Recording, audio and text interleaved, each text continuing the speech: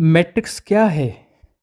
हमें लगता है कि इस संसार में, इस शरीर और मन के द्वारा हम कुछ परम समाधानकारी प्राप्त कर सकते हैं।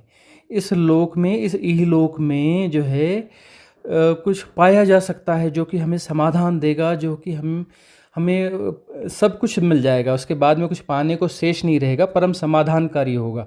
यही तो मैट्रिक्स है ना। मैट्रिक्स और वो है क्या, है ना। और जो है फिर तरह तरह के हम होलोग्राम गढ़ते हैं कि वह जो है हम कुछ ऐसा प्राप्त कर लेंगे कि उसके बाद पाने को कुछ और नहीं रह जाएगा। यही तो मैट्रिक्स है।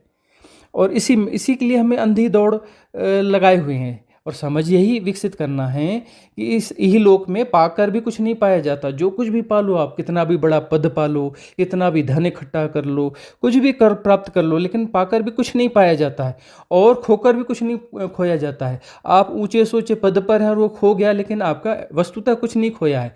यदि आपने बहुत सारा धन आपके पास है और वो धन खो गया, तो इसका अर्थ यह नहीं है कि आपने कुछ खो दिया है। वह जो व्यवहारिक अर्थों में आपने खोया है, वास्तविक अर्थों में न कुछ खोया जा सकता है, न कुछ पाया जा सकता है। यह इस इहलोक की वस्तु स्थिति यही है। और यही तो समझना है, यही तो मैट्रिक्स है।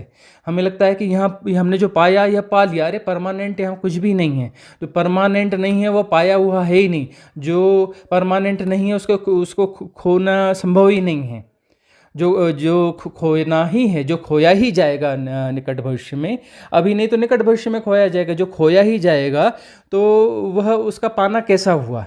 पाना तो वो उस चीज़ का होगा ना जिसको कि खोया ना जा सकता हो। तो यही एक मैट्रिक्स है, इसी मैट्रिक्स को समझना है।